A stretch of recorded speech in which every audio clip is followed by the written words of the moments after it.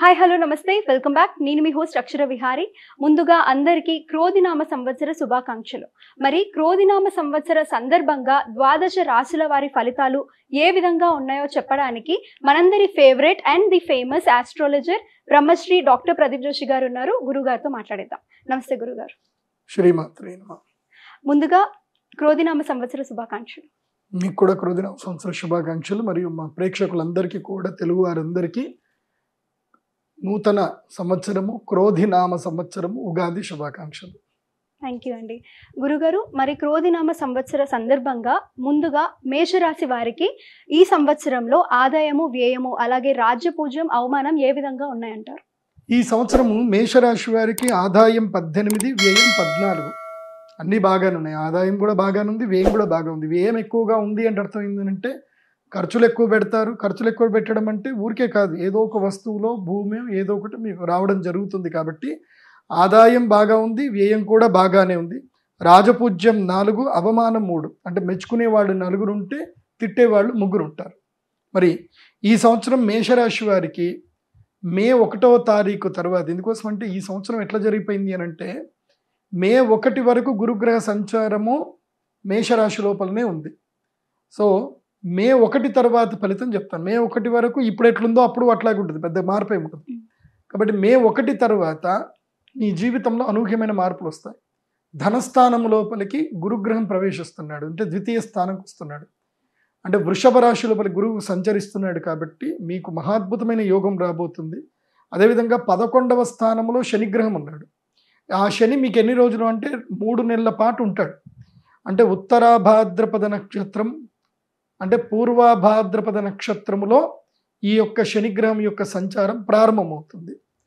అంటే పూర్వభాద్రపద, ఉత్తరాభాద్రపద, రేవతి, అంటే పూర్వభాద్రపద నక్షత్రంలో 3 పాదాల వరకు శని సంచారం ఎప్పటి వరకు ఉంటుందో అప్పటి వరకు మీరు నంబర్ 1 పొజిషన్లో ఉంటారు. అందరూ ద్వాదశ రాశులందరిలోనూ మీరే నంబర్ 1 పొజిషన్. అంటే ఈ సంవత్సరం మేషరాశి వారికి ఇటు ద్వితీయంలో గురుబలం వస్తుంది, ఇటు ఏకాదశం లోపల శనిగ్రహ బలం వస్తుంది. కాబట్టి ఇక వీళ్ళే నంబర్ 1 పొజిషన్లో ఉంటారు. రాజయోగ వర్తిస్తుంది వీళ్ళకి.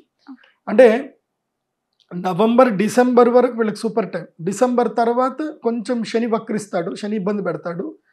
ఆ తర్వాత గురుగ్రహం మాత్రం ఈ సంవత్సరం అంతా బాగుంటాడు. కాబట్టి ధనప్రాప్తి ఉంటుంది. కాబట్టి ఎవరైనా హౌసింగ్ లోన్ ఏదైనా తీసుకునేది ఉంటే తీసుకోండి. లోన్ ఆల్రెడీ ఉన్నటువంటి వాళ్ళు క్లియర్ చేయడానికి ప్రయత్నం చేయండి. ధనం మాత్రం చాలా బాగా సంప్రాప్తిస్తుంది. కొత్త ప్రయత్నాలు చేయండి. చాలని శాలరీస్ తీసుకుని ఏదో జీవితంలో ఏం చేశాను రా అని ఒక వెనుకకు తిరిగి చూస్తే 5 సంవత్సరాలు తీసుకుంటే ఏం లేదు, ఖాళీ జేబులు ఉన్నాయి అనుకోండి. అలాంటి ఉద్యోగాలు ఉంటే మానేసి కొత్తగా ఏమైనా ఉంటే ప్రయత్నాలు చేసుకోండి. మేషరాశి వారికి చాలా బాగుంది. అయితే మీకు మధ్యలో శని సంచారం వక్రత అన్నప్పుడు ఇబ్బంది కలుగుతుంది. కాబట్టి శ్రీమద్ అఖిలాండ కోటి బ్రహ్మాండ నాయకి అయినటువంటి ఆ జగదంబ అయినటువంటి శ్రీ మహాలక్ష్మీదేవి పూజ చేసుకోండి. అన్ని గ్రహాలకు అధిష్టాన దేవతలు అమ్మవారులే. కాబట్టి ఒక్క అమ్మవారి పూజ చేస్తే సరిపోతుంది. అక్షయ తృతీయ రోజు శ్రీ మహాలక్ష్మీదేవి యాగం చేసుకొని కుబేర సంపుటి యంత్రం స్వీకరించండి.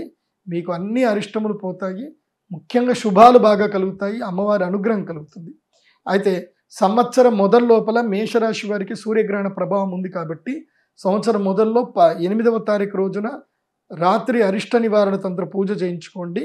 తర్వాత 10 మే 2024వ సంవత్సరం రోజున అక్షయ తృతీయ మహాద్భుతమైన మహాలక్ష్మి యాగం చేసుకోండి. ఇది మీకు చాలా మేలు జరుగుతుంది. మీ జీవితాన్ని మార్చే అవకాశాలు ఉంటాయి. తప్పకుండా శాస్త్ర పండితుల్ని సంప్రదించి మీ వ్యక్తిగత జాతకాన్ని కూడా చూపించుకొని పర్సనల్ గైడ్లైన్స్ తీసుకుంటే మేషరాశి వారికి మంచిది. గురుగారు, కొంతమందికి వాళ్ళ జన్మ నక్షత్రం అనేది తెలీదు. అండ్ మీరు ఇప్పుడు వరకు చెప్పింది కూడా ఇండివిజువల్గా లైక్ జనరల్ ప్రెడిక్షన్ అది చెప్పారు. అయితే వాళ్ళ సెల్ఫ్గా వాళ్ళంతటా వాళ్ళు తెలుసుకునేలాగా జన్మ నక్షత్రం తెలుసుకునే అవకాశం ఏదైనా ఉందా? ఎస్.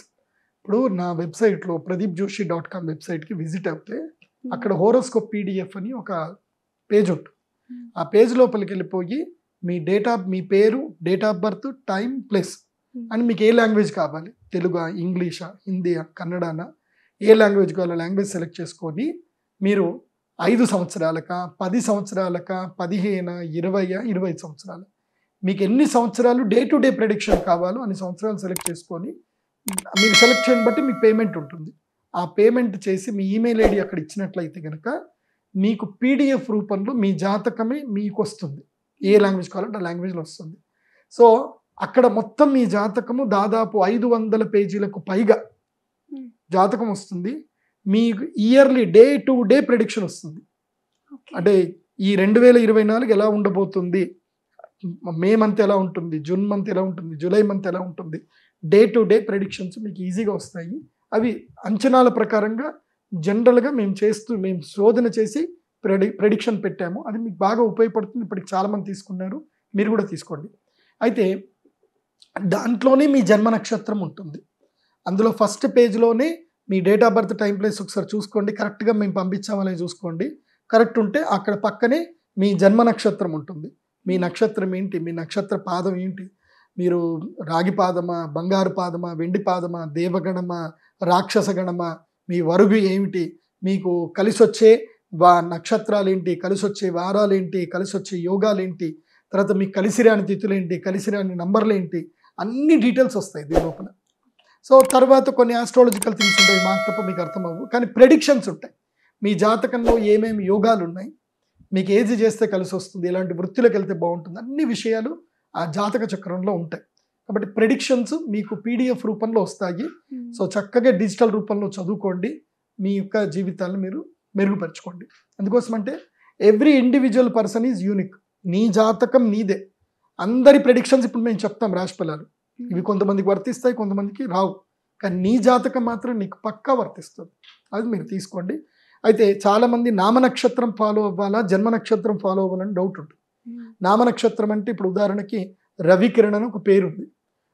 రవికిరణ్ అంటే ఏంటి, పేపోరారి చిత్తా నక్షత్రము తులారాశి కింద వస్తుంది. సో కానీ డేట్ ఆఫ్ బర్త్ కోసం కొడితే మాత్రము పెంటయ్య అని వస్తుంది. సో జన్మనామం వచ్చేసరికి కార్తీక్ అని జన్మనామం వచ్చింది అనుకోండి, అంటే వేవో కాకి మృగశిర నక్షత్రము, అది వచ్చేసి మిథున రాశికి వెళ్ళిపోతుంది. సో జన్మరాశి ఏమో జన్మ నక్షత్రమే మిథున రాశి, నామరాశి ఏమో తులారాశి. సో ఇప్పుడు ఏది తీసుకోవాలి అని అంటే జన్మ నక్షత్రము జన్మరాశి తీసుకోవాలి, నామనక్షత్రం ఎందుకు పనికిరాదు. కాబట్టి ఇది చక్కగా ఫాలో అవ్వండి, మా వెబ్సైట్ విజిట్ అవ్వండి. ఇప్పుడు మీరు అక్షయ తృతీయ రోజు కూడా మేము పూజ చేస్తున్నాం. సో ఆ పూజకి ఎవరైనా రాలేకపోతున్నారు, సహస్ర కుంభాభిషేకం కూడా చేస్తున్నాం, ఎవరైనా రాలేకపోతున్నారు, మీరు అక్కడనే ఆన్లైన్లోనే మీ date of birth, time, place ఆన్లైన్లోనే మీ యొక్క పేరు, గోత్రనామాలన్నీ కూడా ఎంటర్ చేసి ఇవ్వండి. ఆన్లైన్లో పే చేయండి, మీ గోత్రనామాలు చదువుతాము, మీకు ప్రసాదం మీ ఇంటికే వస్తుంది మంచిగా.